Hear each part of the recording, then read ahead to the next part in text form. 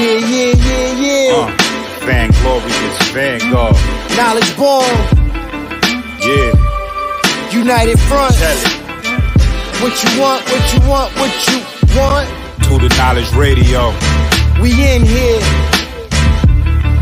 What Yo. you got? Dot. Work hard as a slave to one day be your savior. The wave unwavering. This is a labor of love. Rise with a purpose every day. Invigorated. If we were on TV, we'd be 10 times syndicated. If we waited for validation, a paycheck or accolades, we'd be starved, already lost or ran away. But when you're square, solid, and you circle too, you don't need a place for silence. The concept is conquered through media, not areas of people activity. A mix that don't lose ethnicity, tightness that don't lose elasticity. Explicitly, this isn't where we give the novice regard. Nah, this is where knowledge is born. Last time that I checked, I'm undefeated. Deliver edicts, can't resist when the gods build and manifest freedom. When lines get crossed, they may push a loss, cause they get handed a check. We kick your can and cancel your cancerous gestures. A prophet vision, precision, the prescription for the sickness is to inoculate your fate with the winning. Arrogant beginnings turn to humble endings. And US with KBA is a win-win. 1K, 1K. Deaf Poetry, thank you so much. From Atlanta, Georgia. Yes, sir. Please give a warm Deaf Poetry welcome to Tommy Bottom.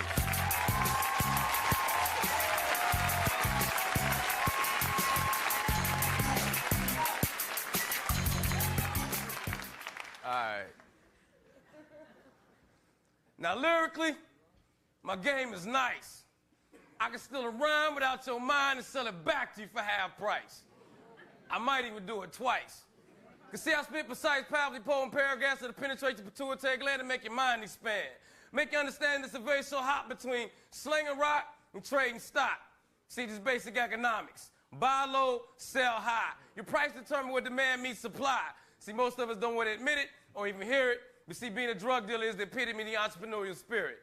See, capitalism breeds capitalists. So if there's demand for a product, best believe somebody going to supply it. See, they got the right mind, just the wrong grind. Because see, really, even Eli Lilly sell drugs of all kinds. We don't have to worry about packing nines who's tapping their phone line because they got politics and public opinion on their side. See, the only way to survive in this society is to have a hustle mentality. See, as long as you're working for your money and your money's not working for you, you'll forever be a slave. Bill Gates did not stack all that cake, just sitting around waiting for a promotion to raise it. Now he got the whole game on lock and he ain't worried about prison time. So if you can flip a 16th into an ounce and an ounce into a key, and it seems to be no reason to me you can't exert the same amount of energy in learning to hustle the Dow Jones Industrial. So you need to be fucking with that NASDAQ, leave that crack alone. Or you could just invest in duplex, home, and rent to 2 different tenants and use the rent money to pay off the loan half the time. Or you could continue to grind and hustle them drugs in the streets. But Pete, ain't about what you got, it's about what you can keep.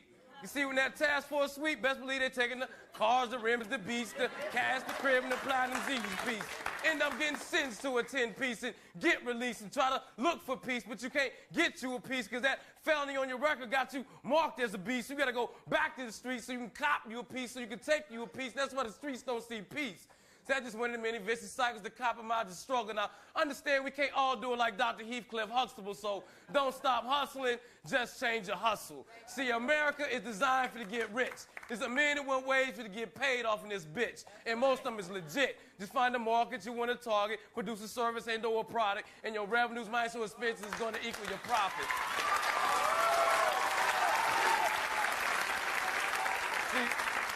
See, it's just basic economics. As long as you have the haves, you will always have the have-nots. So it's up to you to decide whether or not you're happy with what you got. And if not, you got to concoct a plot that's going to raise your stock and be willing to hustle and grind from sunrise to sun drop. Because believe me, ejaculation is the only thing that comes easy. And too many cats have played a lottery think the stock market is too risky. And now I know I spit this poem with a whole lot of ebonics, but it don't matter who said it or how it's been said. It's still just basic economics.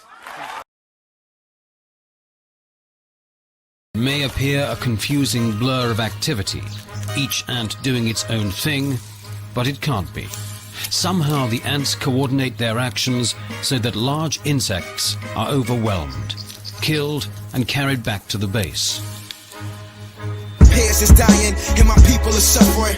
The money's still low, you should see how they budgeting. Watch what comes out your mouth. People are suffering. It's elementary, they want us all gone eventually. Peers is dying, people are suffering. The money's still low, you should see how they budgeting.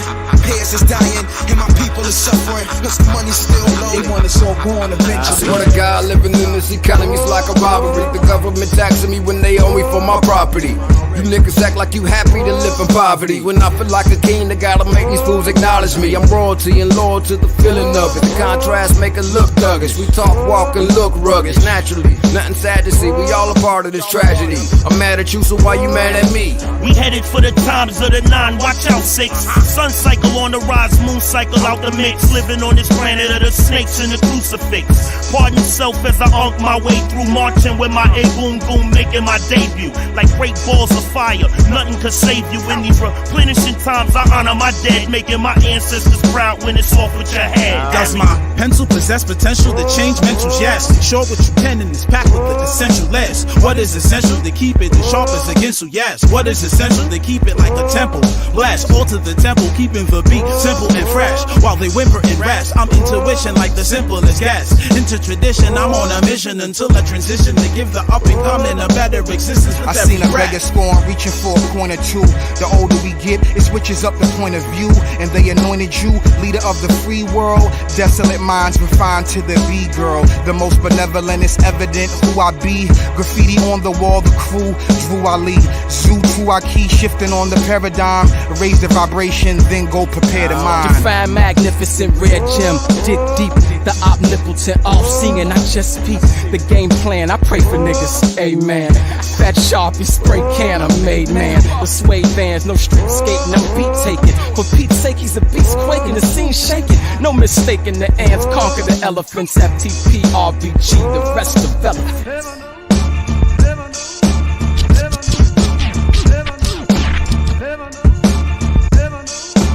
What's the ant's secret that makes them the most efficient predators on Earth, consuming more meat than lions, tigers, and wolves combined? I'm way medicated, puff lion, lay sedated, and stay dedicated to culture that created the essence of the lessons now delivered in my presence. Kalanji called upon me, so now I pose the question: how is it that the blacks came in whips and chains, having nothing else to lose and everything to gain? Now niggas entertain for some whips and chains, a white game and some fame. Is that shit not strange? It's kinda hard holding down your dreams when you black and in America, with institutions set to bury you 6 feet underneath dirt, a depth deep. Disciples psychological when making those ends meet and needs be. A hand feeds the other teasers. Gather thoughts, grab the Gatlin for good reason. In between success, devil's greed, a pine box of mind jogs elusive. And why I come off and camouflage, can't take cloth. Eating lentils and vegetable broth, but I ain't never been soft. Leading the lost and forsaken by any cost. Bones aching, working hard, trying to bring home the turkey bacon. Breaking laws of gravity, fuck with the family and watch me savagely crush craniums and chest cavities to pray for the casualties. Cause my anatomy is naturally, casually composed. This is self-construction for the soul. I'm black dynamite, I'll blast you with my nitros. Spit a dope piece with a gold piece in a booth with 5 disciples. We channeling boot mind, the revolution sparker. With 8 bars, cigar smoking some dark room on the altar. Watch the daughter work a mojo, walk the stage without a hype man. Electric verses turn the great crowd into light rain. Flood psyches with an ill beat, it's a brain food that's got hot. Fly wisdom, call it saucy, the enlightener, that's side rock. 2012 and times are different yet the same. Nowadays the number of prisoners behind the cage outnumber amounts of those enslaved during the trades and shit. We killing ourselves over what set you claim. Getting shot instead of hang. Nothing changed for the better except the cheddar of corporate profit to gain. The more money in pockets, the more people in chains. Unite niggas who bang, destroy their main aim.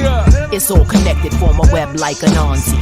It's the people, Siafu is the army. Start a top contender, oil plots a new agenda. They even breathe on the track, sucker empty for dinner. All that garbage I penning, this right here's the ending. Words to venom, getting them wrapped in Egyptian linen. Coming for head this rapper, Kali will shake the rafters. Only thing standing after, walking natural disaster. Rapture.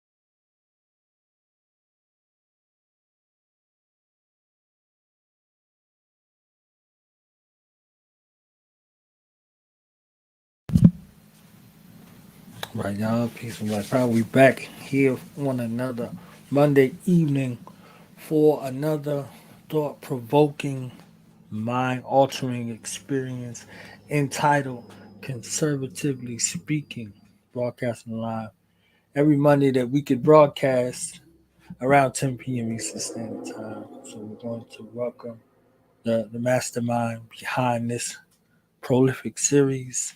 And before I introduce our warrior Israelite, let me just show this Fair Use Act, a disclaimer. We have it up here for your viewing pleasure to take a moment to check out this fair use disclaimer. This site is for educational purposes only. Fair use. So you see this fair use disclaimer that is here. We're operating under that guise. Okay. So without any further ado, it becomes my honor and privilege at this time to introduce some percent to others. No stranger to this broadcast, our warrior Israelite, who comes to us in the righteous and divine name of Sass Shwa Lewi, aka Conservatively Speaking. Shalom. Shalom, shalom. It's Shawah, thus saith the Lord, Lewi.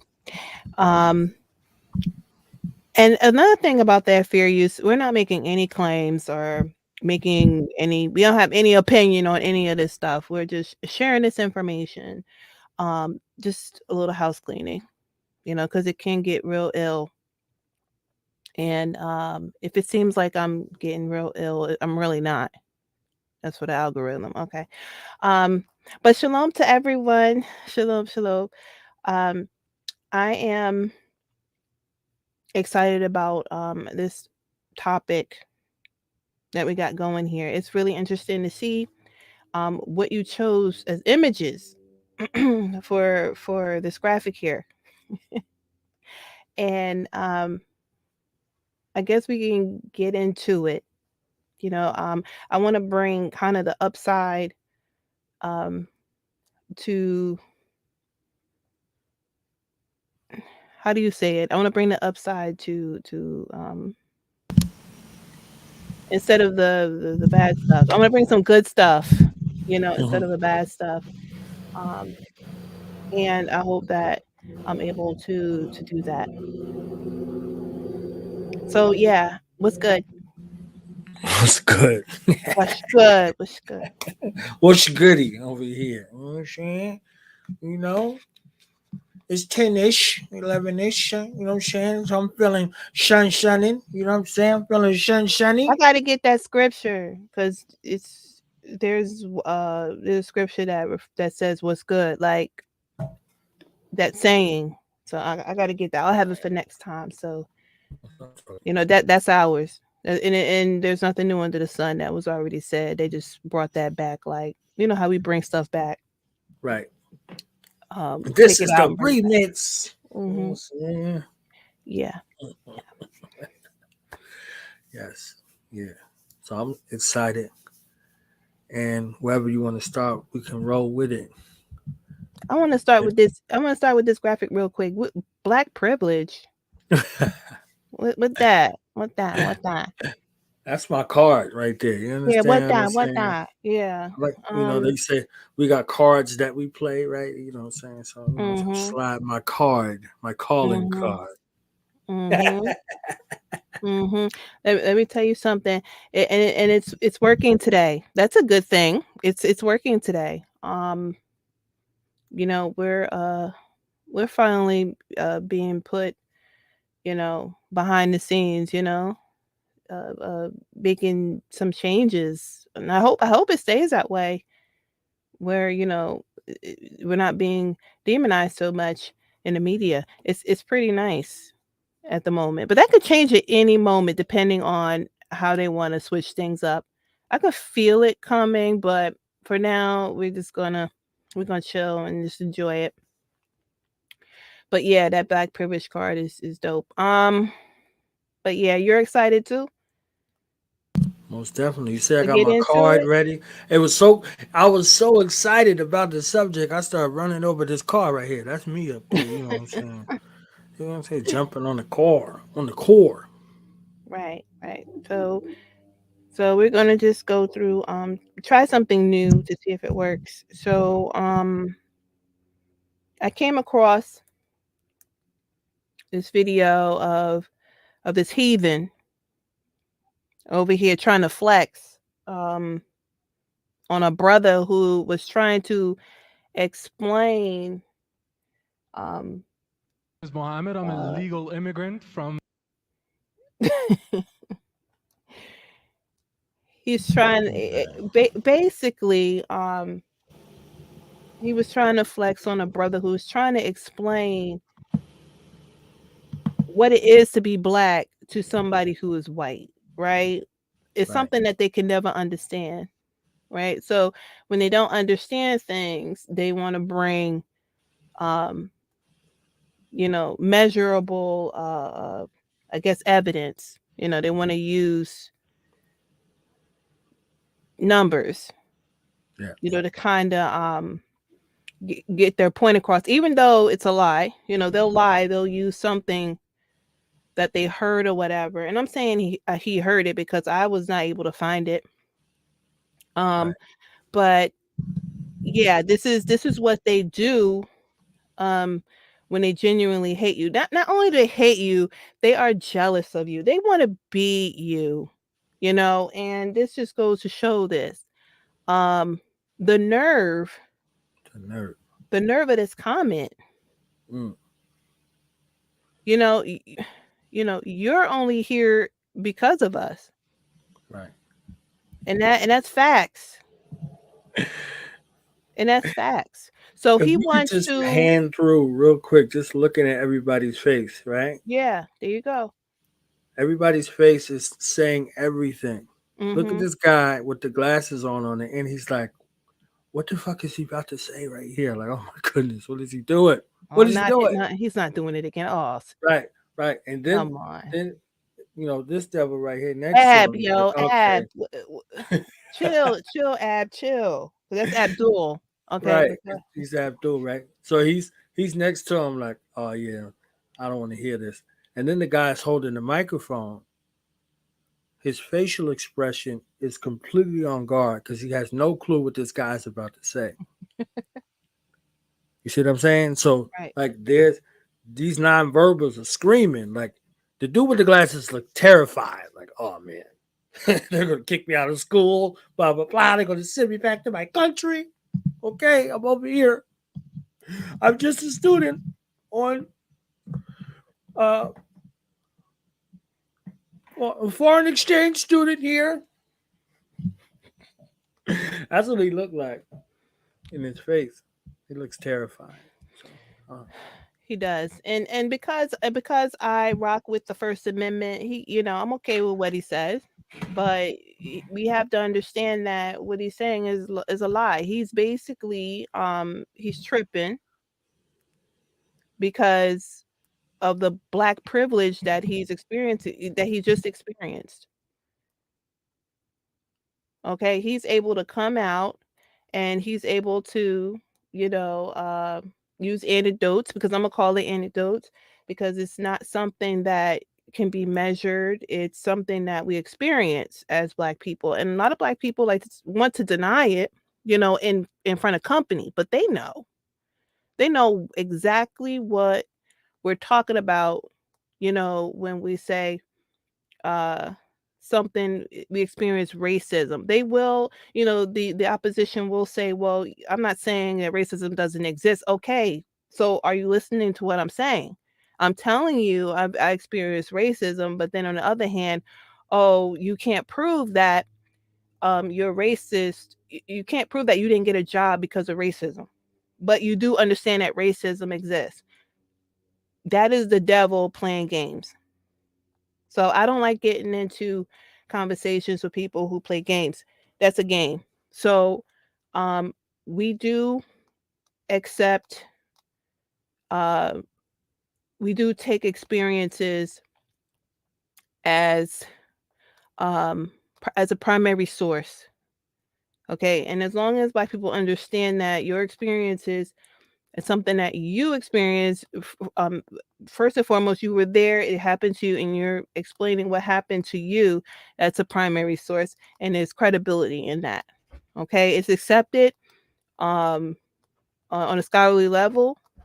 So when people come to you in this manner to try to knock down what you've experienced, and them knowing but trying to take away your credibility behind it because they're showing you some numbers, just understand that they're being disingenuous and they're being evil and they're a bunch of damn devils.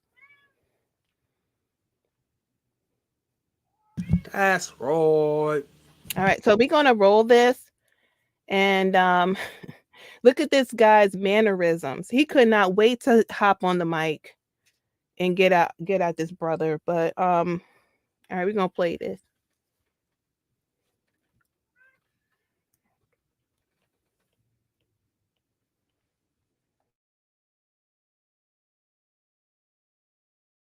I'm a legal immigrant from a shithole country. You. From what country? A shithole Islamic tyranny called Iran. And that's right. Nobody appreciates the Western world more than the people who suffered through dictatorial, top-down authoritarian regimes. And my family... Amen.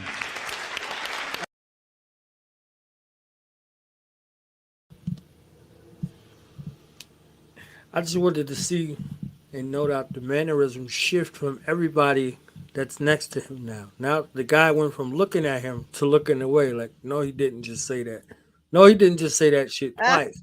Right. The devil's like, yeah.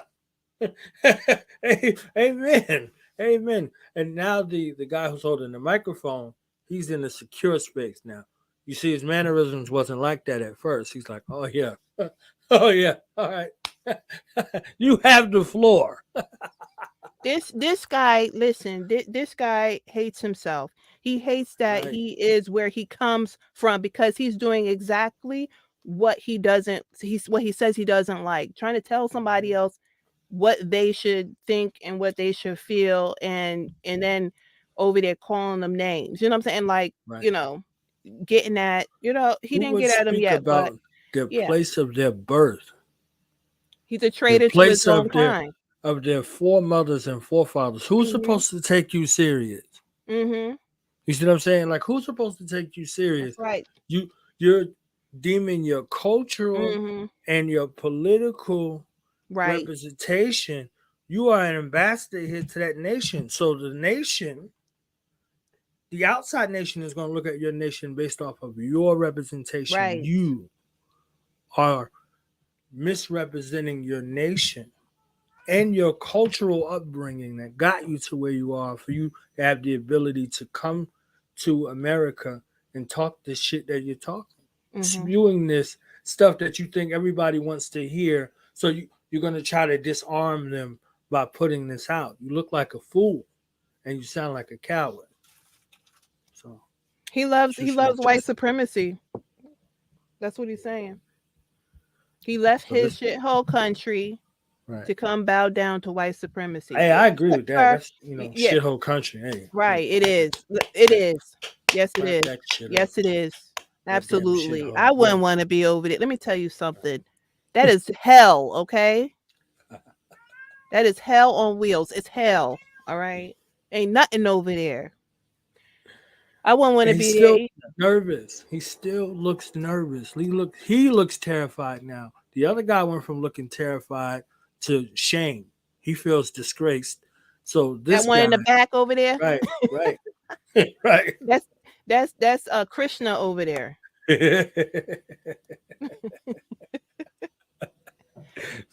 and that perverted Shiva, you know, that's Shiva Krishna. That's what that is. Right. Yeah. Keep it moving.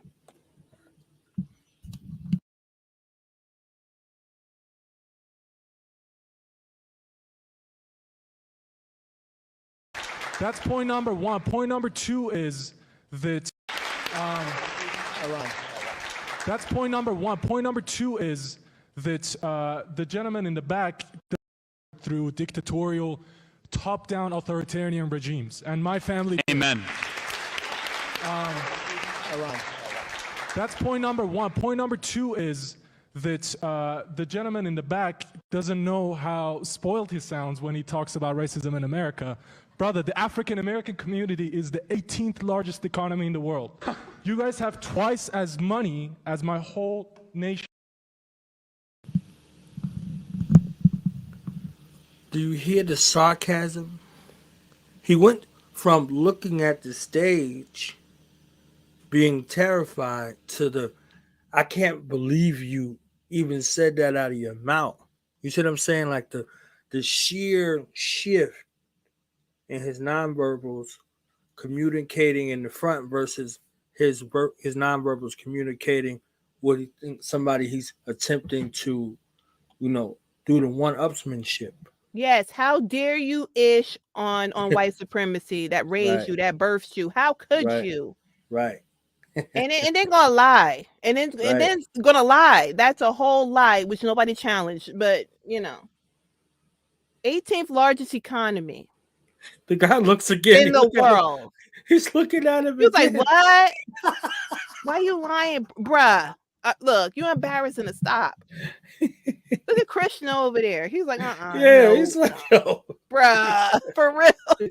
Did he just say that? Oh man. And then I was like, well, maybe he's talking about Africa or something. Right. You know what I'm saying? Like the whole of Africa, the black countries in Africa. But I'm like, wait a minute. He's got Africans in his home country who are under slavery right now. That his family owns. Right. That's why he's able to come here. Exactly. They don't come to America. There's no poor immigrant shit. You can't participate in the educational system. There's no financial aid for foreign exchange students. Mm-hmm. They pay their full tuition for whatever programs that they're into. This is why they market to them. Yep, the country sponsored them. Yes. But he's calling his country a ishhole. So. Yeah, the same shithole that sponsored you to come over here. Right. And over here insulting the brother. I mean, for real? Really? Did you have to? And then lies. Right. And then lies. I mean, and I can't believe he said, and then people are cheering as if, first of all, that's a Klan rally. And I'm going to get extreme. That's a whole Klan rally. All right. That's the Ku Klux Klan rally that right here. There's people cheering.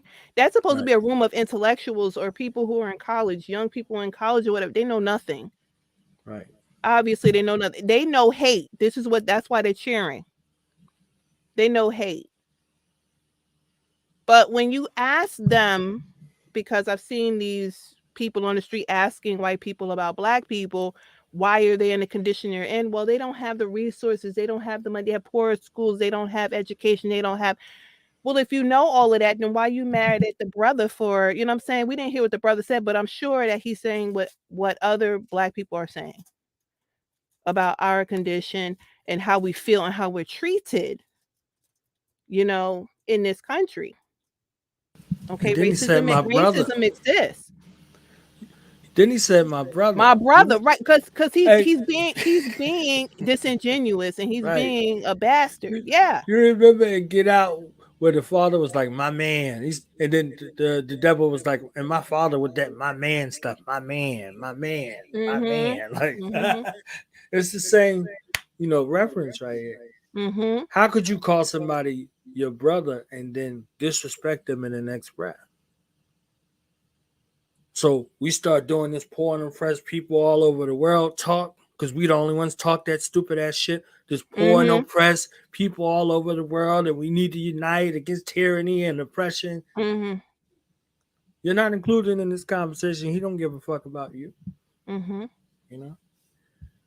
That same shithole country that put Malcolm X on the stand. That's the same shithole country that put Malcolm X on the stand. Look, and if anybody knows the sword, it'd be this fool right here. Okay, nobody gets away with nothing in Iran. Okay, nobody. So I don't know why he even acting like that. Somebody would took his people into slavery, it would be bloodshed. Okay, so I don't want to hear it. Like, for really, he has sided with white supremacy and white supremacists, because that's who's running the show here. And these are white supremacists, meaning the people in charge of this here, society that we're in. The decision makers, the majority. Okay, it's not just the Ku Klux Klan or some white nationalist groups or whatever. It's them as a whole. This is what we don't understand. White supremacy exists. It's in the dictionary. Okay, it's in the dictionary. It explains exactly what it is. So if you have capitalism, you have a capitalist. If you have white supremacy, you have a white supremacist, right? They come from, it's describing, it's the thing, and then you have the thing that subscribes to it. You can't separate the two. You cannot separate the two.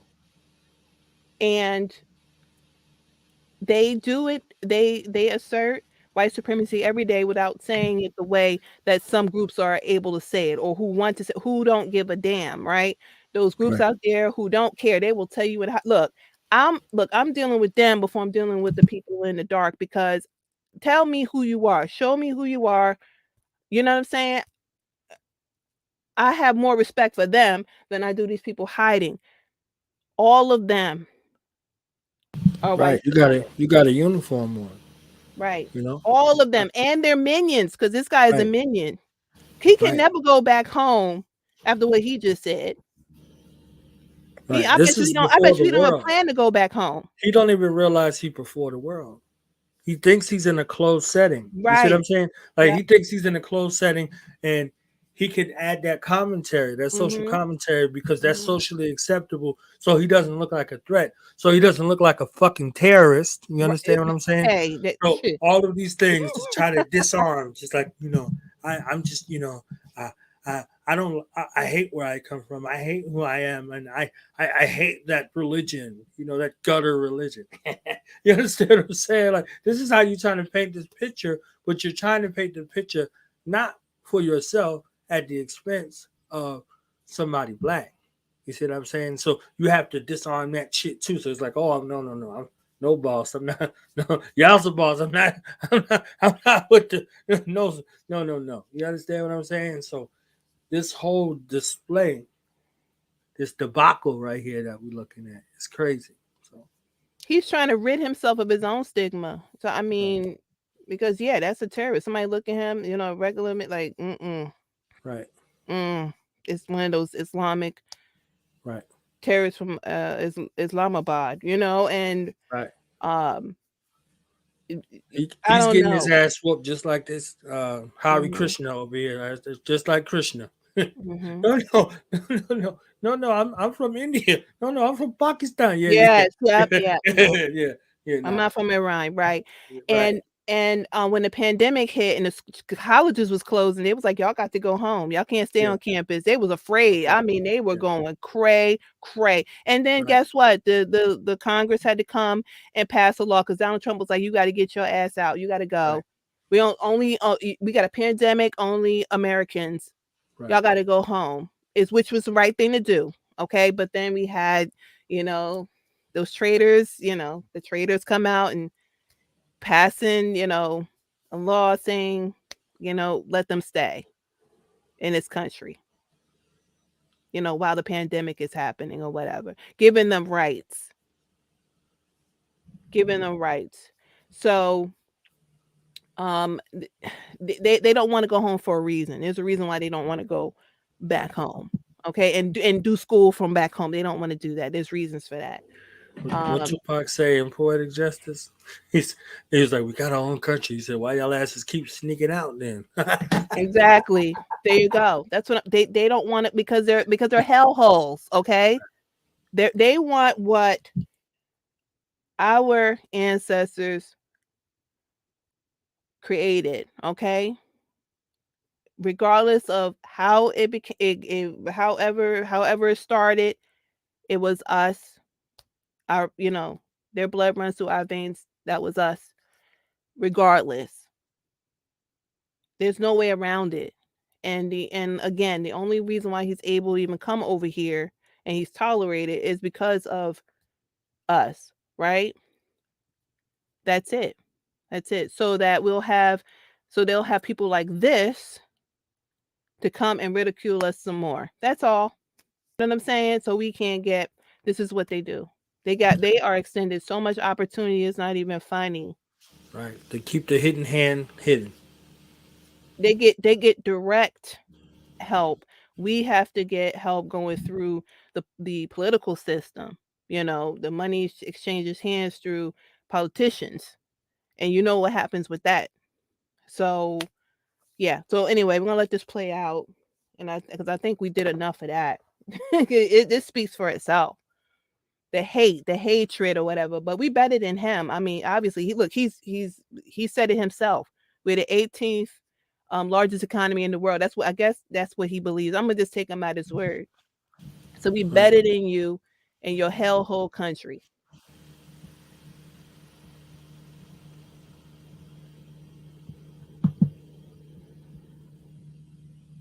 Largest economy in the world. You guys have twice as money as my whole nation of birth, which is 80 million in population. Check your American privilege, my brother. You said American privilege. That's how it feels when people stand up and I say it's not realistic anymore. All right, wait. Stop the tape. I can't watch no more. And here come. She had to come save him. She had to swoop in real quick. She knew what he said was garbage, right? She knew what he said was garbage, so she had to swoop right on in and save him. It's a bird. It's a plane. Yep, she knows. And she went right off into something else. She didn't look. That's it. So that goes to show you. So that's all. The end. We're done with that fool. It's over. He's a traitor to his own kind. He can't be trusted. He has no integrity. None. Zero.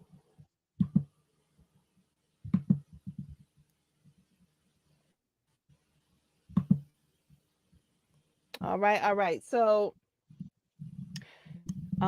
this one is it's a little bit longer, but try to get through this quickly, right? We'll try to get through this quickly because I just want to show how not only they, the outsiders, the heathen will do this, but your own kind, you got to watch them too.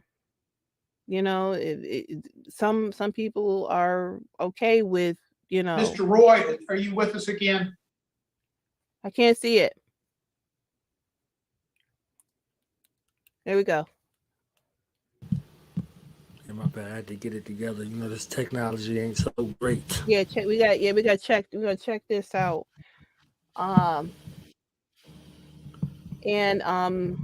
This is a committee meeting about Voting Rights Act, John Lewis Voting Rights Act, or whatever. They're trying to make a case as to why it should pass, and it's a bunch of garbage. And these are questions, a speech, and a couple of questions by that Congresswoman Cori Bush, who I call her Glamour Bush now, because remember when she went viral during the Black Lives Matter stuff in 2020 or whatever. Now they done voted her in.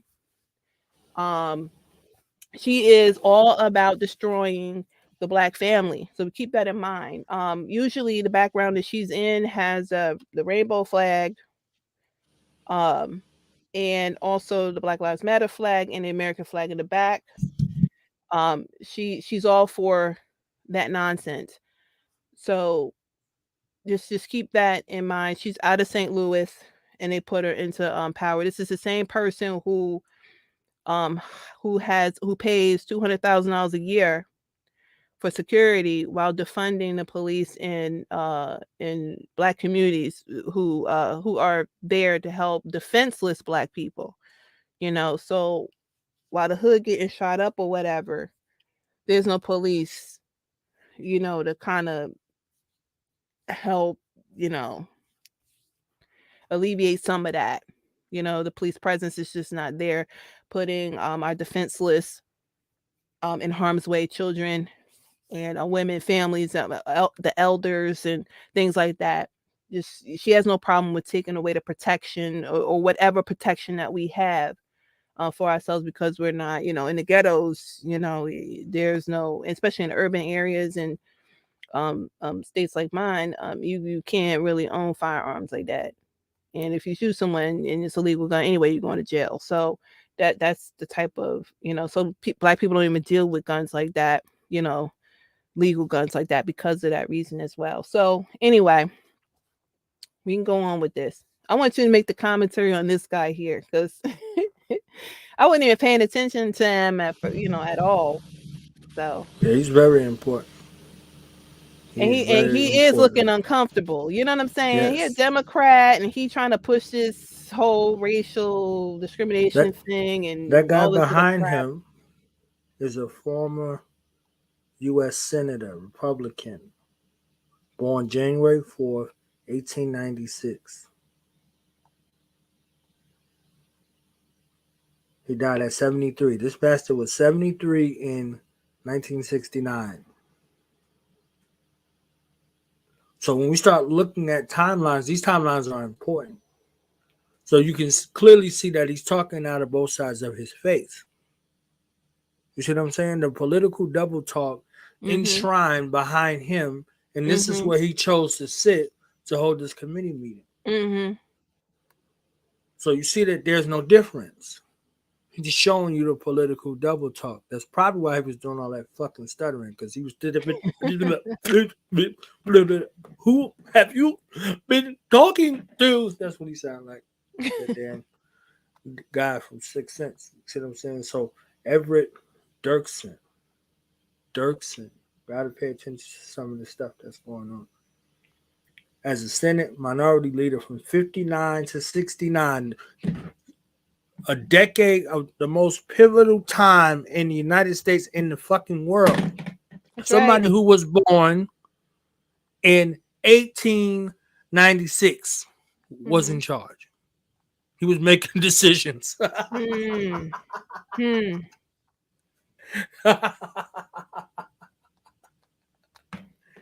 There's somebody scratching their head like, damn, man, he was kind of old to be. Yes, he was kind of old to be what? So what did he descend from? You see what I'm saying? This is stuff we got to pay attention to, like a real pivotal time in American history and world history. Somebody is there making decisions that affect the lives of Americans, the people we came from, our, ancestors in this country. At this age, he was born in 1896. That's who's behind him. That's who he's representing right there. That's important. Picture worth 1,000 words, I tell you. He was also one of the Senate's strongest supporters of the Vietnam War.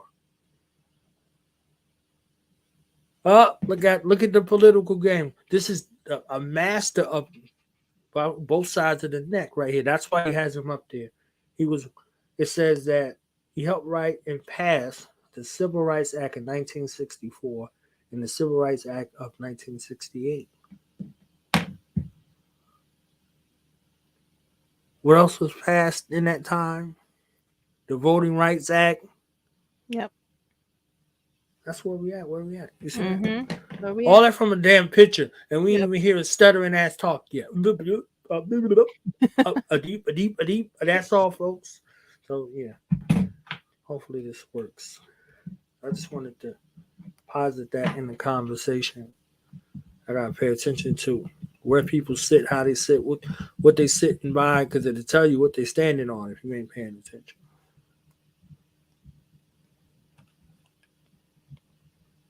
Looking uncomfortable as hell. He's apparently so. I would, Mr. Johnson, you have any other Republicans there? I don't believe so. No. Okay, well, let's go next, I guess, to Miss Bush. Miss Bush, you're recognized for 5 minutes. St. Louis and I. Hold on. Did you hear what he said? Do we have any other of the Republicans there? Mm-hmm. No? Then I guess we'll go to Miss Bush. Mm-hmm. I guess. Important.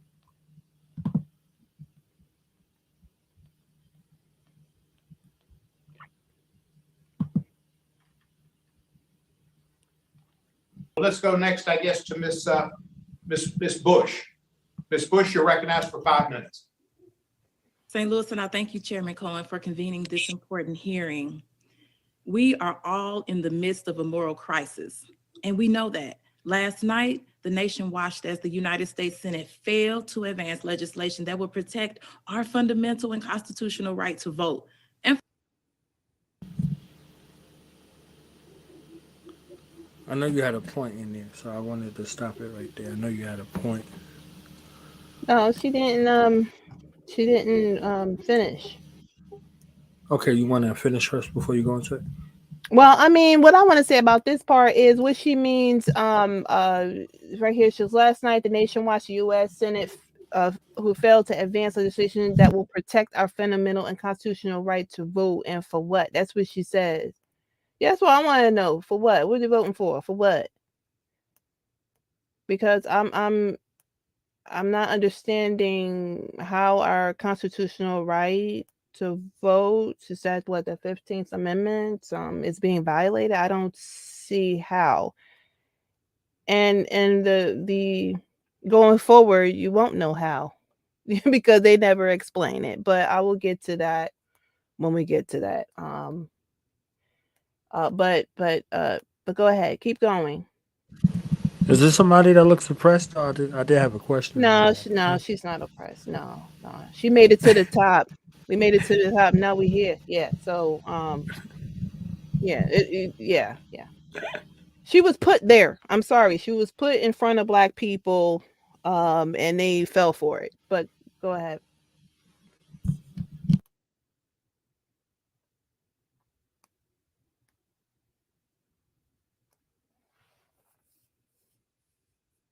for what?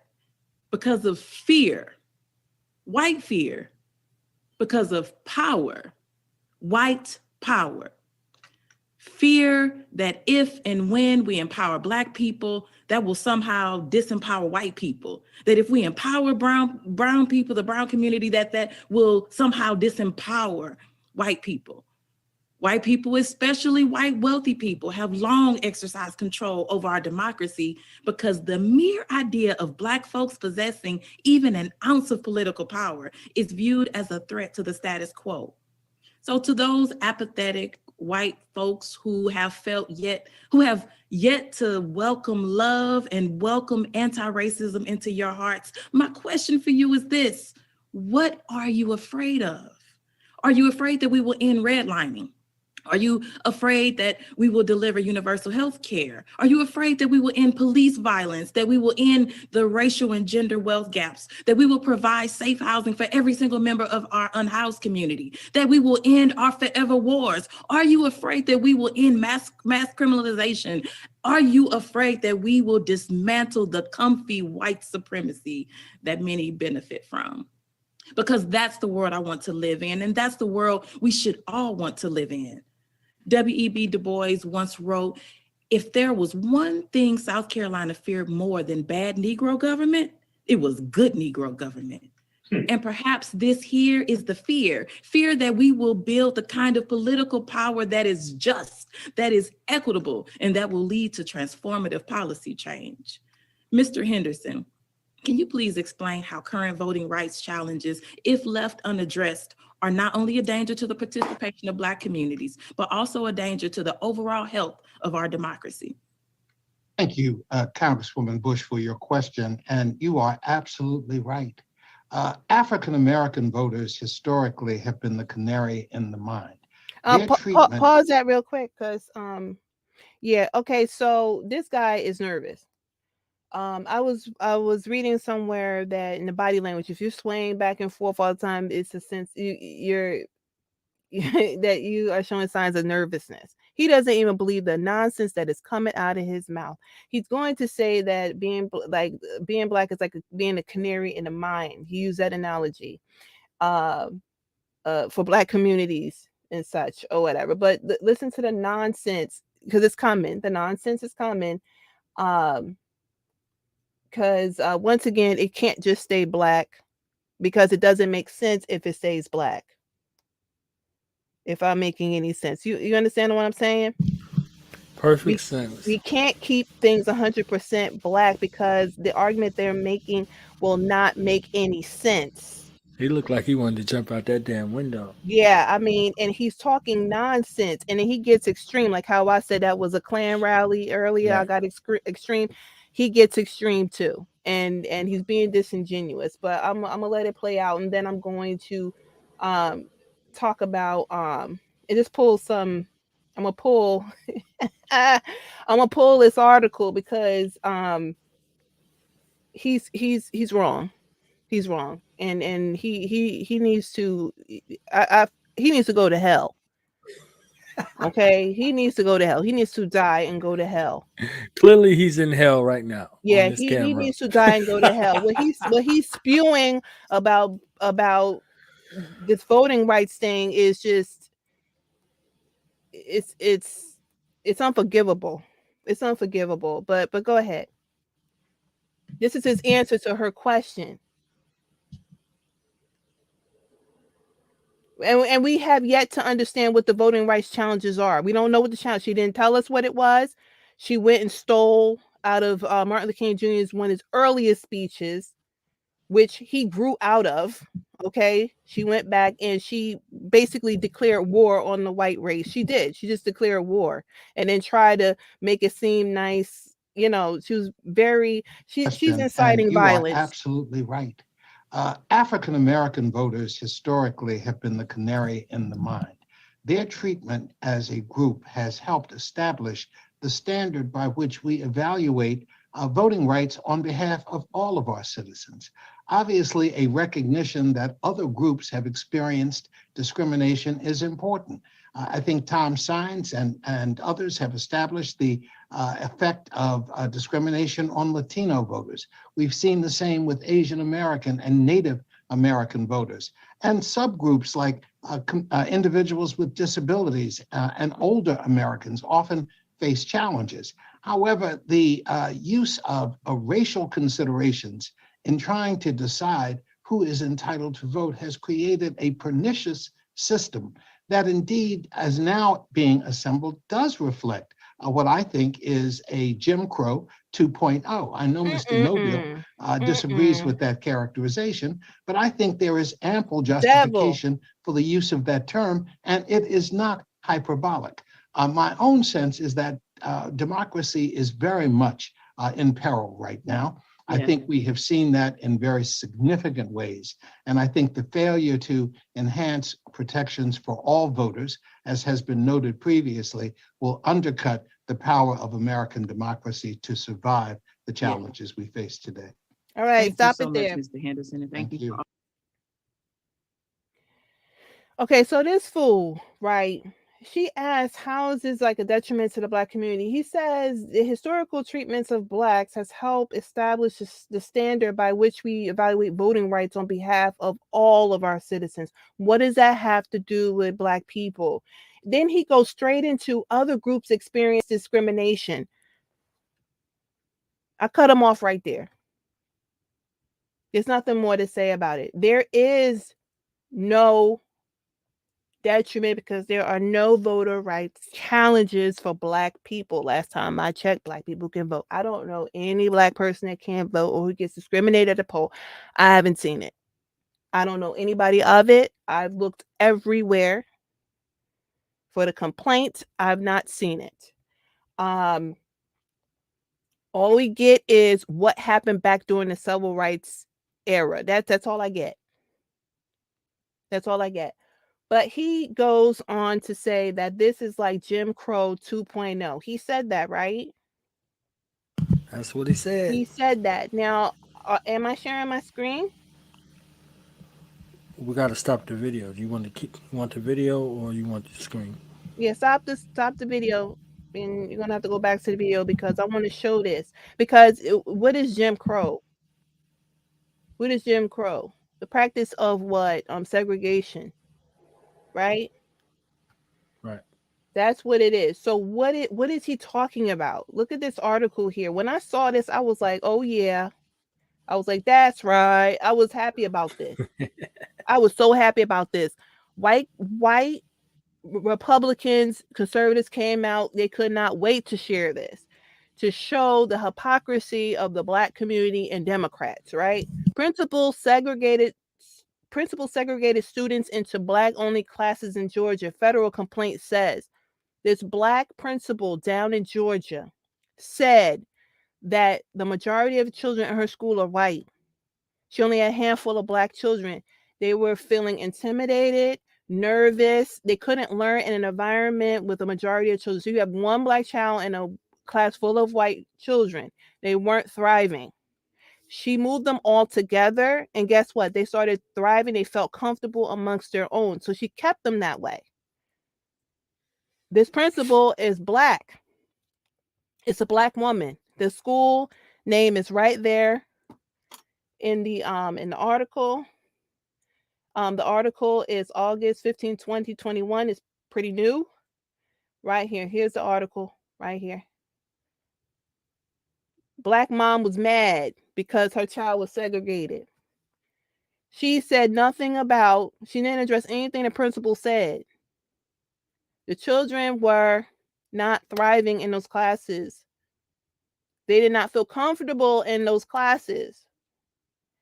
Black mother didn't care. She wanted them in the white class. Why? Because for some reason it's better over there. Okay. Education is better. The children there are smarter or whatever. Something I did watch the interview that she did. It didn't matter what was going on with the child. She just wanted her child in this white class. I feel like the principal cared more about this child than his own mother. That's correct. I'm like, she's observing the children. They cannot learn in this environment. So she put them in one they feel most comfortable in. It's segregating classrooms. She's you cannot segregated. segregate classrooms. You can't do it. Like what? Because we are in a minority, a lot of us are forced into, that's the whole point about Black colleges, right? She can't put her child in any school in Georgia. Mm-hmm. She's already segregated. Right. You're already segregated by your district. You can't go to any school. You can't school choose choice. the school. Right. You are already segregated. What are you saying? You can go where you live. Who determines where you live? The mother said she tried to make the mother tried to say she tried to make the case that this class was on a lower level than the white class. I was offended by that. I was upset about that. And they were performing higher than they ever performed in since they've been in the school. Because traditionally before there was this sense of public school, we had school houses and all the kids went to school together. That's right. Right, regardless of the age and the level they were on, they were all together. So that was not a good argument. Right. That wasn't a good argument. But this is where we're going, people. This is where we're going. We're going back to the way things supposed to be. Okay? Boom. All right. So of course, this was shielded in the media because this doesn't fit the narrative. They don't want that, they want the integration. They want to show you that integration works when it just doesn't. This Black teacher went out. She didn't care. She said, "I don't care. I'm doing what's best for the children." Right. And that was it. And she's a Democrat, like most Black people are. Right? She votes Democrat, but she said, "I'm doing this for the children." They are intimidated. They're afraid. I would feel uncomfortable too. Look, college was like, I was the only black person. I'm still like the only black person, and if I take class or whatever, I know we all know that feeling. In high school, what did I say? I said with the black kids. The white kids sat with them with the white kids. The Portuguese sat with the Portuguese. You know what I'm saying? The Spanish speakers sat with the Spanish speakers. The Haitians sat with the Haitians. Okay. Right. All right. Know what I mean? That's when I look. Okay. That's all I wanted to say about that. So he's talking about Jim Crow 2.0, the vote, and can't tell us why he thinks that. And then he brings in Asians, natives, Latinos, people with disabilities, and elders too, like, and mixing everything up with it. She asked specifically about black people, and he could not bring anything. He couldn't answer it because it's a lie. Okay, so I'm gonna share. Let me share, and I'm gonna stop sharing. I'm gonna share another one. I'm gonna share something else. Let me get it because this is important. Very important. Let's see. Let me get it. Yeah, put the disclaimer up. That's right. Yeah, because they've been messed around and took the damn video down. Jim Crow 2.0. I wonder who gave him that script to read, because he was reading the script. And he was uncomfortable. I mean, he was rocking back and forth. He didn't believe that nonsense he was talking. I wonder how much they paid him for that. He's reading the script like these people need to read this Fair Use Act disclaimer script right here. Okay. All right, here we go. Here we go. Share that.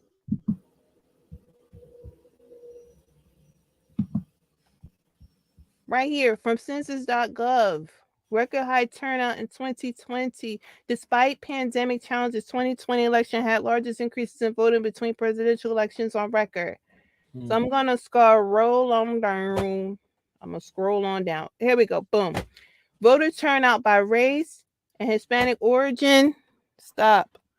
Origin presidential elections 2008 to 2020. All right. So 2008, 12, 16, and 20. Non-Hispanics, black. So you got white, you got black. Look at this. Black people don't vote. Black people don't vote, right? No, they don't vote. They don't vote. They don't vote. Okay. And then you have your Asians here. Asians barely vote. They're starting to increase it though. Right. And then we got your Spanish speakers over here. Look at that. Boom. Now we vote. Okay, so let me break this down. 2008, you got your Barack Obama there. Right? You got your Barack there. So we came out for Barack. White people here, we're here, right? We couldn't let Barack go. So we had to come stronger than ever. And white people was like, hell, please, Mitt Romney, please. Mitt got to go. Like he's a disgrace.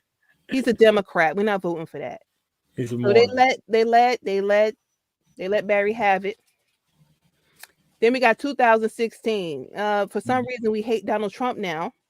For some reason. Over here, the white, they went up. That's like 5%? That's it? Yeah. To 2020. White people came out. They was tired of that nonsense, right? They was trying hard, all right, to win, to get Donald Trump back in there. They couldn't do it. But guess what? Nobody was trying to vote for we weren't trying to vote for Joe Biden like that. You see that? We got Barack here and we got Joe Biden here. They didn't come out for him. Like, we only came out like 4 times.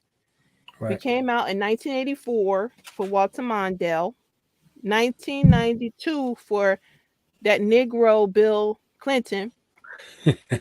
That nigger. He's a nigger. Yep, yeah, with the R. Nigger Clinton. Yes. Right, right, ER. right, ER. right. Yes. Who got mad and said, the audacity of you niggers for not voting for my wife in a primary in North Carolina.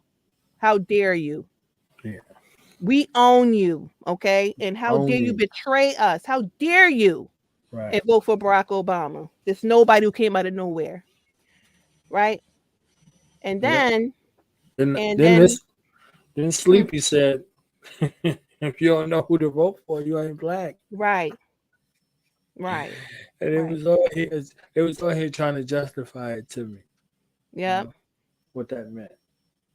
I wish I can we look, kill two birds with one stone. Anyway, then in 1992 that was Bill, and then in 2016 it was Barack, and in 2016 it was Barack. That was only 4 times where we came out more than we usually do, and we come out we are comparable in numbers when white people come out to vote. Who is not voting? Black people take that voting stuff seriously, okay? Our people died, remember? As serious as that you're right. No. Okay, I don't know which one they take, you could go back and think about it.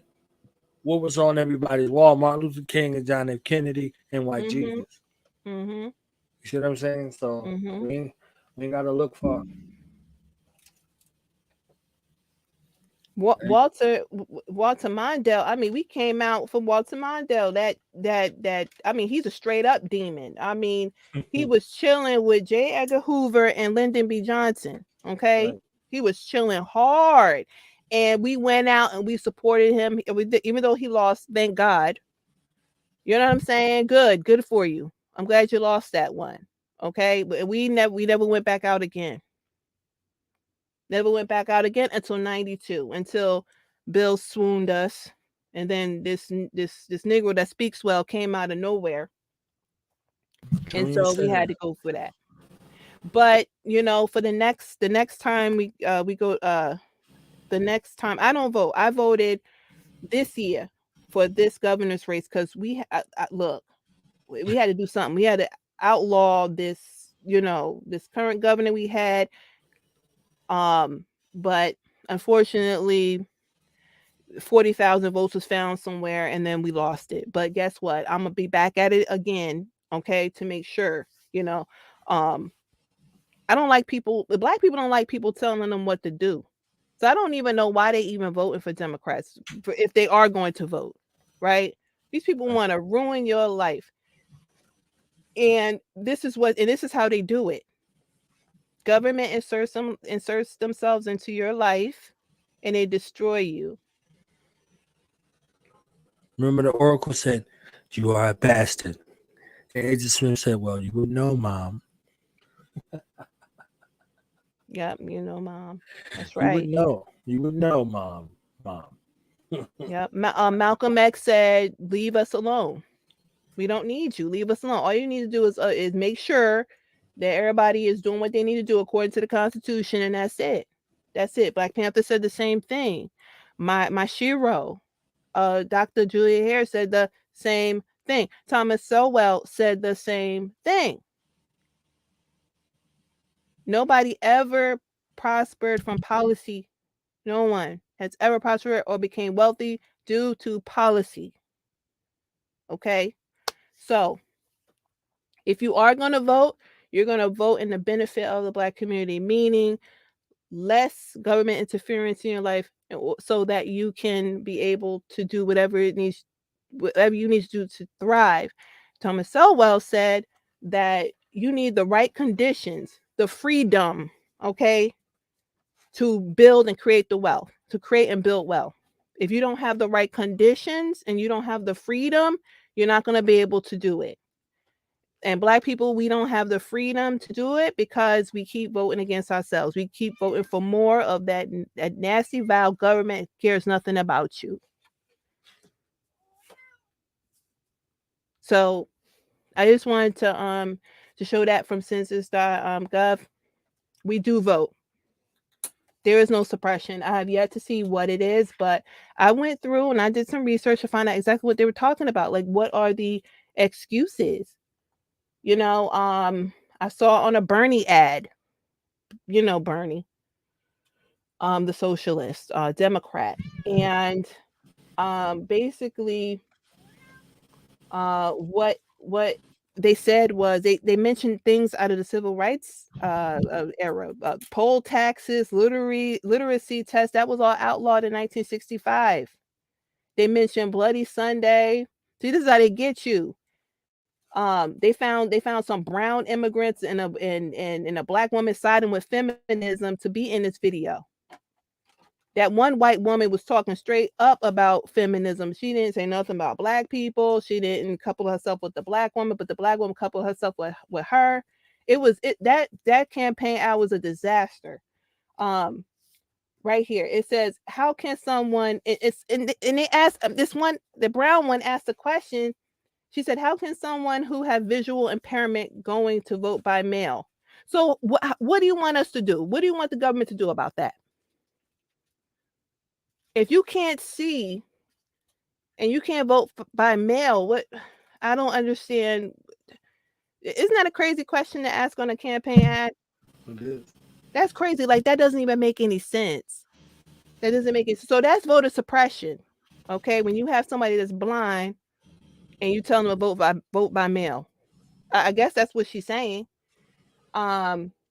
What the Voting Rights Act does is that it prohibits racial discrimination.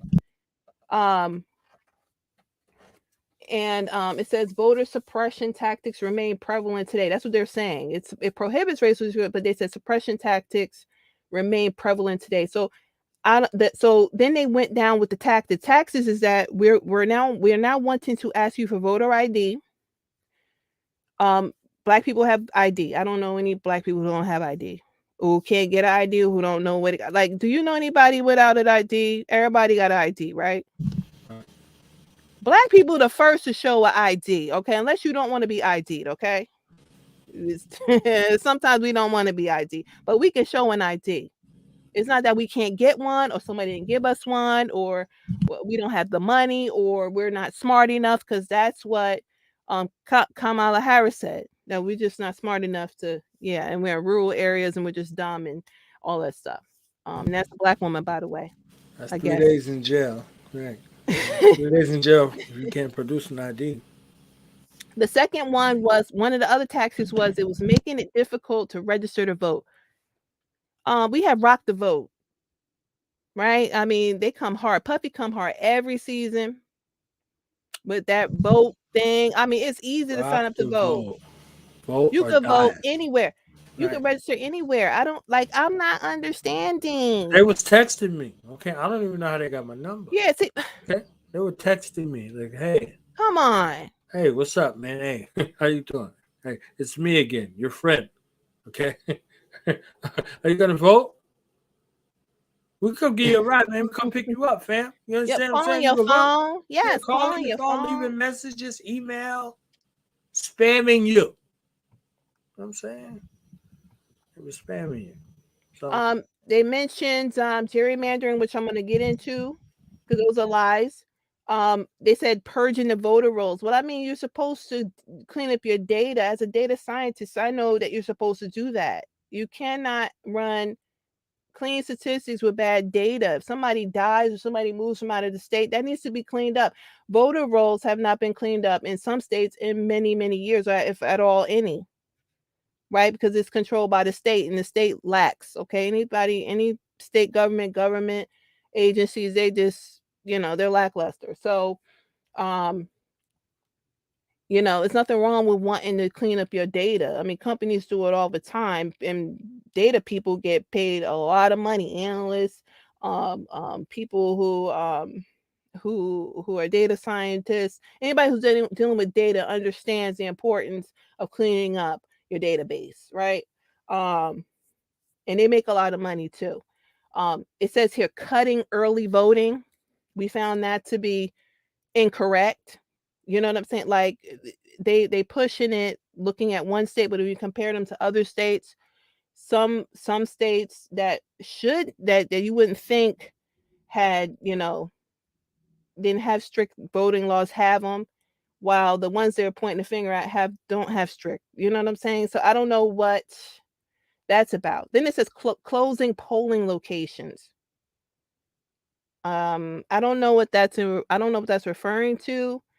And it says inaccessible voting methods. That is very broad. I don't know what that means. So if you're talking about pandemic, whose fault? Who's closing stuff down? Who pushes that thing to close stuff down and to close early or not open at all? You can't be around people 6 feet or whatever, causing confusion. It's not. Look, we have to look at who's doing what. So, I mean, these are some weak examples of voting challenges. I mean, look, we're Black people. If we want to vote, we're going to vote, damn it. Okay. And that's it. I mean, I don't know what else to say about that. So that's right. Disclaimer. Somebody lying. Okay, that's right. Somebody lied. Somebody lying. Somebody lying. Okay. Play the other part of the video, because I want to go through that, and then I think that's a wrap, because I do want to talk about this right here, because we have economists saying it's not about the money. It's never been about the money. But after the rocker, Corey asks a second question while she's inciting violence and raging war. Work. And yes, this here Black woman would characterize it as a Jim Crow 2.0. Ms. Eiffel, the Legal Defense Fund has done significant work to end prison-based gerrymandering, which counts those who are incarcerated as residents of districts where they are incarcerated and not in districts where they are actually from, all the while denying many of these community members a voice and a vote. This in turn distorts the census count in voting districts. What harms does prison gerrymandering pose to Black voters? Thank you so much, Congresswoman Bush. This is the place where voting discrimination intertwines with the longstanding discrimination in our criminal justice system that results in Black and Latino Americans being disproportionately represented in prisons around the country. Prisons are often located in rural, majority white areas. They very often are places where employment opportunities exist for correctional officers, particularly for white correctional officers. And when those who are incarcerated, disproportionately Black and brown, are counted as part of those rural districts. Black and brown, good Lord. It makes me. Yep, there you go. Because if you count all the Black people, it's not enough to make a difference. This is what I'm talking about. So you got to add other groups in there. Oh my goodness. I digress. Go ahead.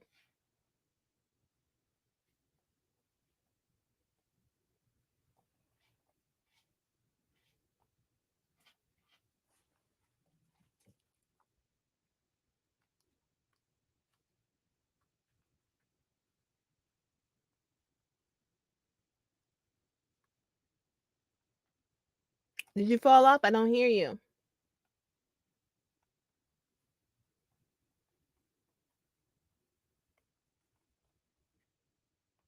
Okay, so she goes on. Let me go to it, because I have a transcript here.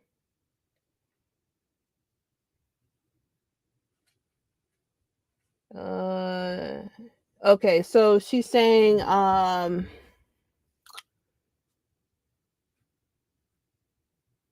Black prisoners should this causes redistricting, because Black and brown people are considered to be residents of the town that they're serving in, and that they shouldn't be counted, because eventually they're going to go home.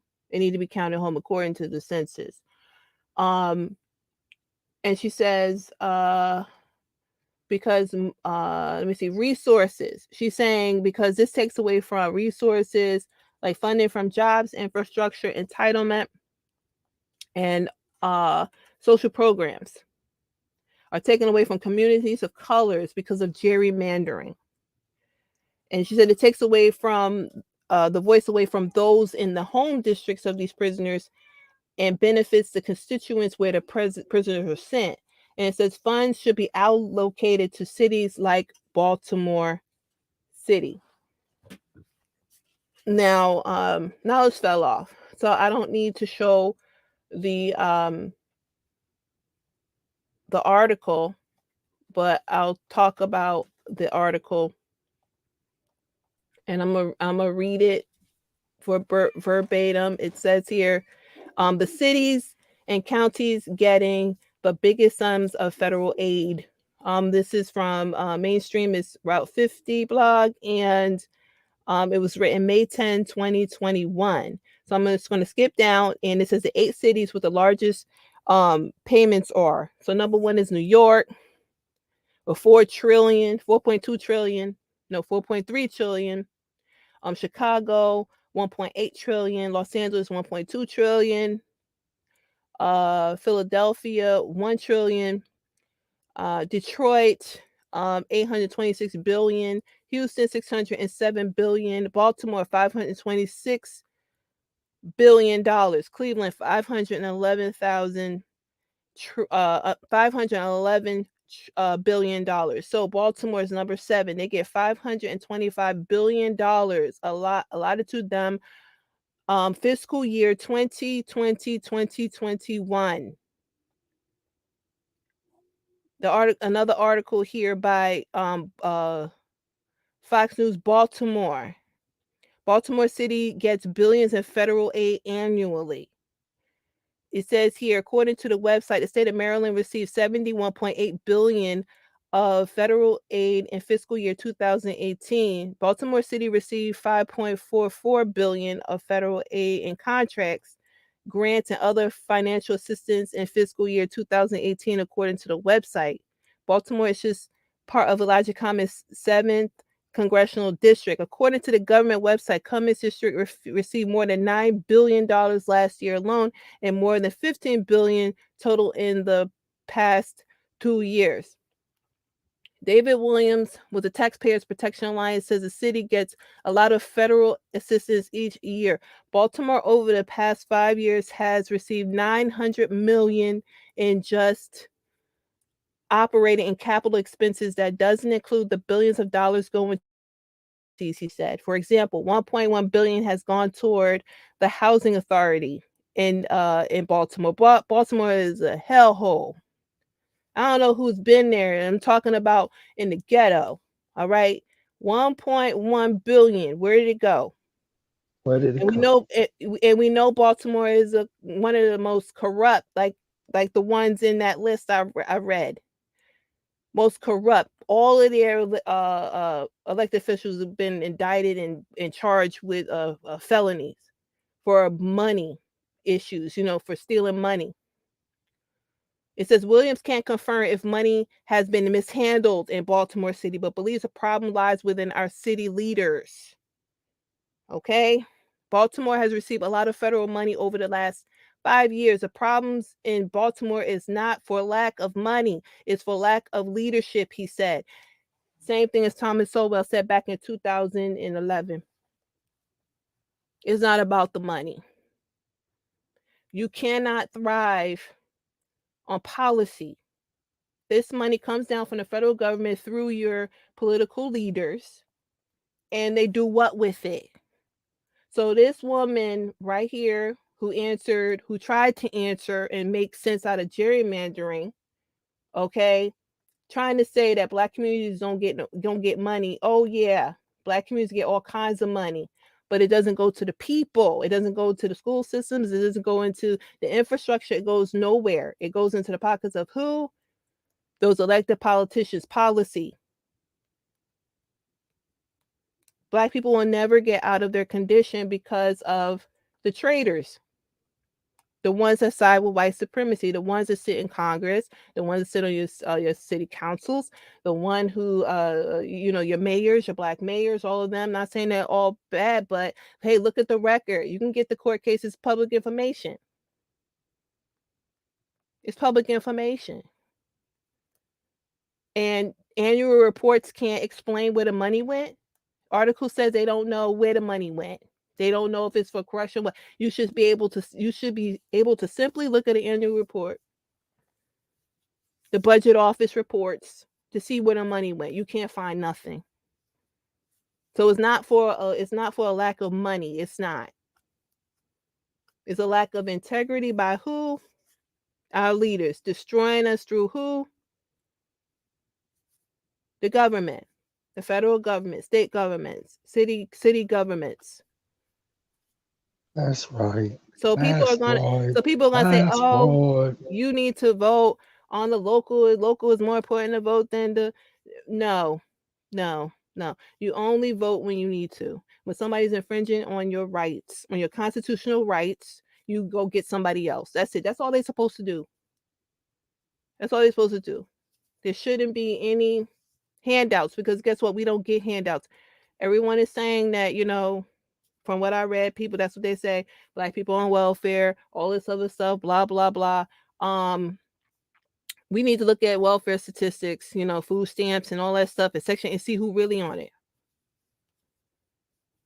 Okay, so that whole If the majority of us was on there, Sass, why would they be giving out that money?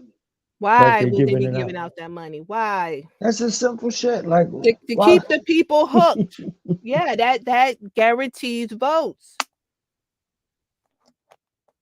You give them everything they want, they will vote for you. We have that mentality. When did that start? I want to say the late 90s, maybe the early 2000s. This is new. Black people had, and I'm not saying all Black people, because most Black people have integrity, but some, at this point, welfare is a good thing. Section 8 is a good thing. Nobody is embarrassed to say I have food stamps anymore. I remember back in my grandmother's day, nobody wanted welfare. Right. And historically, who was getting locked up for welfare fraud and all this other shit? You got to really look at that and start looking at it and see, who being charged with these crimes historically. That's right. Because I can pull that out, but I'm not going to say it. We should save that for later. You'll be surprised. But we get all the blame. Why? Because we're the ones in need. This is the narrative that they push. We're needy people. When we want to do something, we will do it. It has been agreed that between the years of 1867 all the way up to 1953, when we were voting Republican, that was the best time. That's when America was great for Black people. And I'm saying great meaning that was a time that they made so much progress on their own. They were able to do it on their own. They didn't need any handout. Nobody wanted to give them anything in the States. That was the problem after Reconstruction, right? Nobody wanted to uphold the Constitution, this new thing. You got your rights, 14th Amendment, citizens. Black people are now citizens. And no, we don't want that. We don't want that. And for Cori Bush to come out. Look at that influx that came in from Europe. Yes. And what they were promised and what they were given. Mm-hmm. Mm-hmm. I went through that whole timeline from the 1700s on up, thanks to, our Baba, Dr. Amos Wilson, peace and blessings be upon him and his family, for giving us that fact over feelings, because, they start talking this feeling shit with us. You understand what I'm saying? When you get the documented evidence of fact from the 1600s on up, they were giving out land and affording all of this stuff that they be talking about before this was a nation. This was just a promise. All you had to do was make it here. Right. You see what I'm saying? All you had to do was make it here. So I just wanted to deposit that real quickly. So And in saying all of that, when you read the U.S. history, you had to understand after Reconstruction, they were mostly the governors mostly turned Republican, and Black people sided with them because they kept that boot on that Democrat cracker's neck, right? And though they probably didn't want to do it, but they had to, they all had to finish what they, what I'm saying, they had to finish the whole thing. The whole point was we want to move out of slavery and go into and we're going to go into paid labor. So and all of that, and of course that goes down the drain. But anyway, between those times, it is agreed that across historians and economists that was a great time for Black people who had come from and had nothing at all, and made a way, for themselves, and to have it be destroyed once the civil rights movement came along, had it destroyed. Okay, so I read, let me see. Oh, they also mentioned another problem was that it's discriminatory against the armed forces, active duty personnel not able to vote from overseas or whatever. I mean, they just come in with all kinds of stuff, adding that in to Just make it seem like straight BS. Yeah, to making it Where seem are they like getting that data from? they We haven't both shown were in it. the They military can't and we show both it. were overseas. They can't So show what are it. you saying? Like they had people voting from war zones. Like what are you talking about? Like what are you saying? You see what I'm saying? Like the stuff don't like I guess everybody is as slow as they are. I guess so. And don't People even get believe it. started on America's disconnect with its veteran population. You want to start talking about discrimination. You want to play with voting game. You better stop. Yep, they're adding in because they can't just use Black people because the numbers don't add up. It doesn't add up. So they have to pad it with other stuff too. They can't do it without it. And this is the theme going across. And I looked for the complaints, the court cases, the complaints that were brought up to the courts and things. I mean, it's like it's nothing. Like they're upset because if someone's in line for a long time, nobody's bringing them water and food. We can bring our own damn snacks. Okay, we know it's a pandemic. We want to vote. The line is long. We know we're gonna be out there, so we're gonna bring our little chair. I seen people out there with chairs, and they had the coolers out there and everything. Black people know. Okay, so I don't know what that is. I mean, I'm Black, and I'm still waiting for, to hear like what is our issue, because they can't tell you. Everything is so generic and broad that I can't make sense of it. I think everybody should show their damn ID, okay? Because I don't want to pay taxes to people who for people who are here legally. The Black community already got enough problems. Why would I want to take my money and put it over there to other people? No. We don't even get to control where our money goes. And then you got illegals running around. Hell no. Hell to the no. So we're gonna leave that. So right here, on that point where that Abdul, that Arab, the one that be hating on us, who want to be us, he let me see, I wanted to, the article, where is it? Right here in the Atlantic, right? And I think it was like kind of like this guy was writing about what Larry Elder had said, and it's referring to Black people's, I guess, economic position, I guess, in the world or whatever. We don't have one. First of all, we don't have, the only thing we have, we don't even have spending power. I mean, we spend a lot of money, but where's the money go? So that's not power to me when you're given. Where does it go and where does it come from? Right, like that I mean, matters. that's just a false, I mean, Right. if you don't do your research, you'll think that was a good thing. But this So guy was, we're not 18. huh? No, we're not 18. No.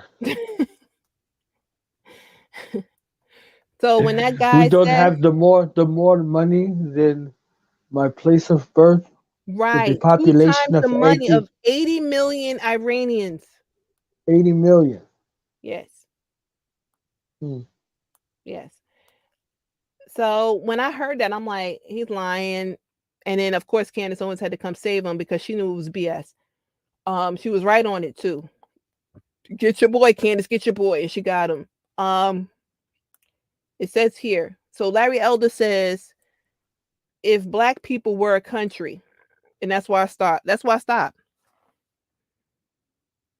That's where I stopped. There's no country.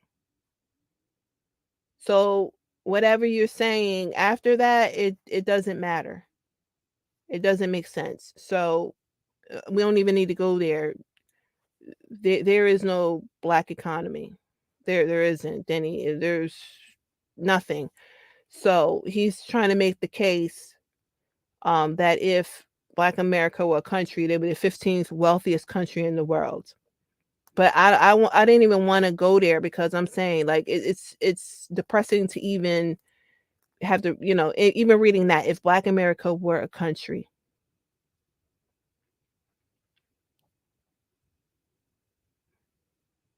And the right here, Ezekiel 33:11, say unto them, as I live, saith the Most High, I have no pleasure in the death of the wicked. Again, when I say unto the wicked, thou shalt surely die, if he turn from his sin and do that which is lawful and right. This is to those dumb Negroes in the Congress who lied to their people, wicked asses, right? If the wicked restore the pledge, give again that he had robbed, walk in the statutes of life without committing iniquity, he shall surely live, he shall not die. None of his sins that he has committed shall be mentioned unto him. We'll forgive him if he turn from his wicked ways. He had done that which is lawful and right, he shall surely live. Okay, so we supposed to be waging war on them. Cori Bush is over here waging war, trying to get niggas killed. That's what she's trying to do.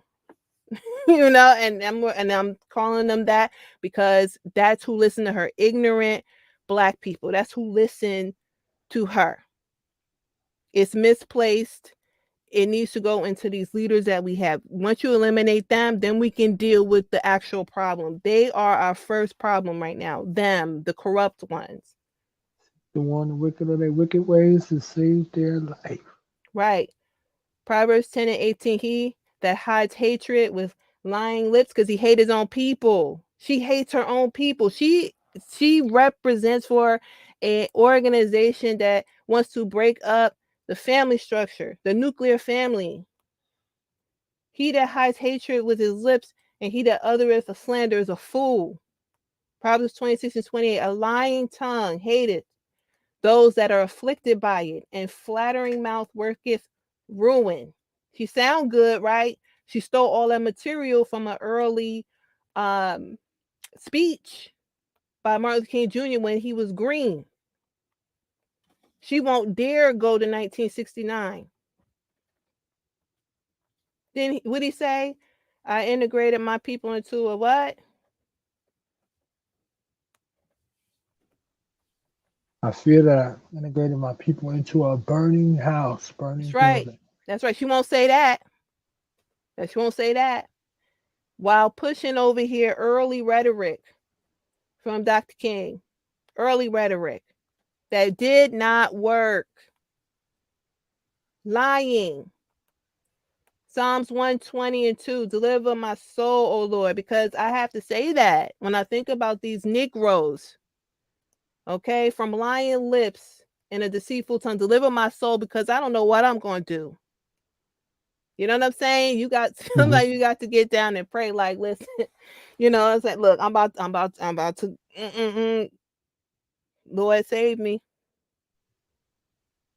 You know what Tupac was saying? Go all out what up Tupac in was saying? here, up Yep. in here. Y'all gonna make me act the fool. Yep, that's up in right. Like, here, you know what I'm up saying? in Deliver my here. soul because I'm about to go. You know, look, they better stop lying to us. Their day coming. I'm telling you that it's ordained. It's gonna happen. She says to white people, what are you afraid of? Let me tell you, some crackers ain't afraid of us. Right. What are you talking about? In the redlining. What? Redlining ain't going nowhere. We will deliver universal health care. That's never going to happen. Never. Never. End police violence. Are you afraid that we will end police violence? She doesn't make any sense. You know what ends police violence. Okay? She won't tell you what the answers are to this, but she's asking you the questions. She's an elected official, right? And she's supposed to be advocating for or representing her constituents. She's supposed to have the answers. That we will end the racial and gender wealth gap, that will never happen. Equality. Equality. Let me get it. Dictionary. Dictionary. Equality. From the most trusted source of the corrupt English language. The condition of being equal in quantity, amount, value, and intensity. We don't have the numbers to match in this country. How are we going to close the gender and wealth gaps? It's mathematically impossible. That we will provide safe housing for every single member of the unhoused community. Oh my God. I mean, just we will end our forever wars. What? What does that mean? In mass criminalization, what does that mean? She has no answers. Are you afraid that we will dismantle the comfy white supremacy that many benefit from? There's no dismantle. They will go to war with you first. Did they not say liberty or death? Ever after. Ever after. That cracker said liberty or death. That's their mantra. So I don't know who she's kidding here. She is integrating, same way that Martin said, but she's trying to move her people into a burning, that's a devil. She's a demon. So I'm done with my ranting. I'm done with it. I'm appalled. When I saw it, I was like, really, like, I don't know what to say. I don't know what to say about it. Well, I said enough, right? I've said enough. I showed you the census, because we get they say, oh, when Black people talk, we can't measure, we can't do this or do that. I say F you to everybody who wants to tell us we can't talk about our experiences and how we're treated because of the way, because of how, because of who we are. I'm gonna say that, because of who we are. Right. Okay, because it's a thing. It's a thing. Yeah, they will admit racism exists, but then try to tell you that you're being a spoiled brat. Right. F you, go back to your country. Bye. Bye. You want to share in this greatness we got. You want to come over here and talk trash to the builders. It's sad. It really is sad. And I'm a snitch on him. I'm a snitch. Yeah, I'm a snitch. Yeah. Yeah, he can't go back home. I'm a snitch. We But got 2 minutes. We got 2 minutes. We got 2 minutes. Spend the last 2 minutes kind of telling the people what they can look forward to tomorrow, because we got a double dose of Sass. So we got tomorrow on not so current events. Not so current events. I got 1, 2.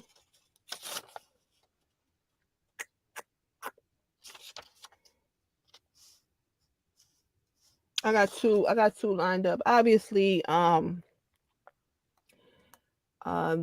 whole Russia thing, and I want to talk about lead poisoning in pipes. I must speak about that because that is a high priority.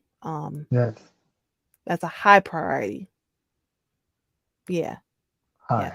We can't, I mean, not that civil rights laws help us because there's no color on it. Hello, there's no color on it. We're still waiting for our law. I mean, you know, though it won't be enforced, I still want one that says you can't hate against black people. You can't hate on black people. I just wanted to say that. That's all. I just want it to say that. But we're never gonna get it. The Asians get it, everybody else get it. We don't get it. We don't get it. And we have a black and we have a supposed black VP, right? The disaster she is, but she's supposed to supposed black VP disaster. That's right. That's right. I wish I could be in her presence so I can get my phone and turn on Electric Boogie and see what she do. I just that's all I want, you know. Put on Follow Me, you know. Get a Buster No, song she AKA. on. She AKA. AKA. Listen, I want to see if she'll stroll. You know, you put Set It Off on. I don't see any strolling. I mean, right, I shouldn't right. see. You look. Let me tell you something about them Greeks, boy. Them Greeks will show out anywhere, everywhere. That's right. You know, That's we true. call Steve Harvey, Shaq, all of them slaves.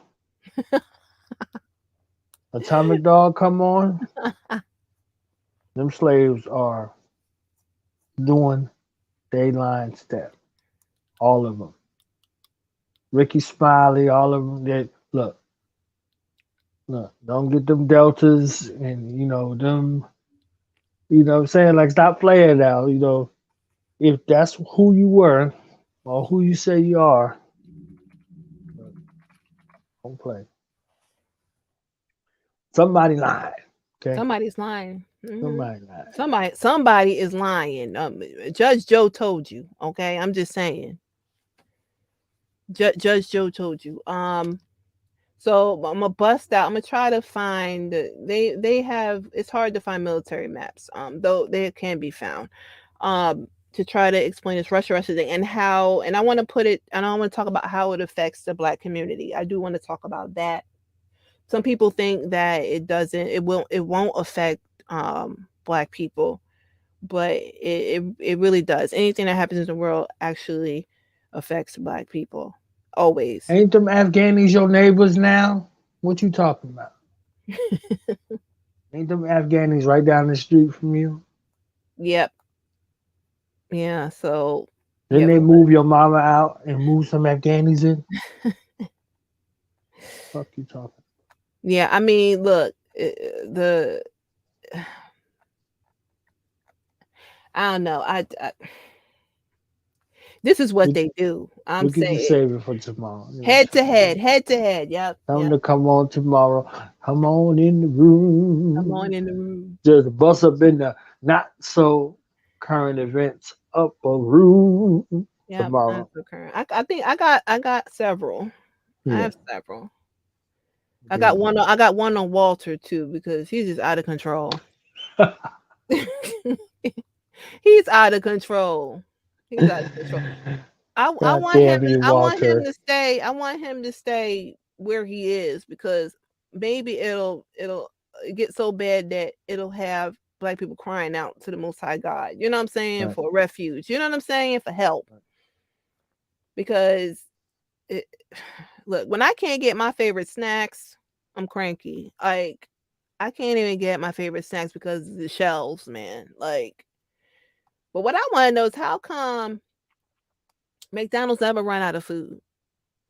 And Wendy's never run out of food. And Chick-fil-A, they don't never run out of it. The lines be so long. Why is that? Save it for the ring, champ. Save it for the ring, champ. All right, I'm done. And with that, please, Lord, can you, never mind, I'm not going there, Tupac. I'm gonna save it I'm gonna keep it to myself. Okay, I'm gonna keep, Hellraiser, right? I love that. I love that. I love it. Okay, so with that, I'm gonna say, shalom, shalom. Knowledge born. What's the science, baby?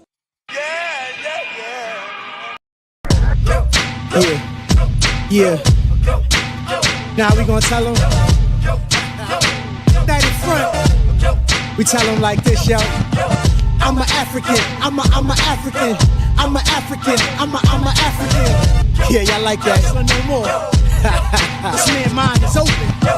I'm an African. I'm a African. I'm an African. I'm a. Let's get And back that to the motive gritty is best developed by recognizing the common enemy.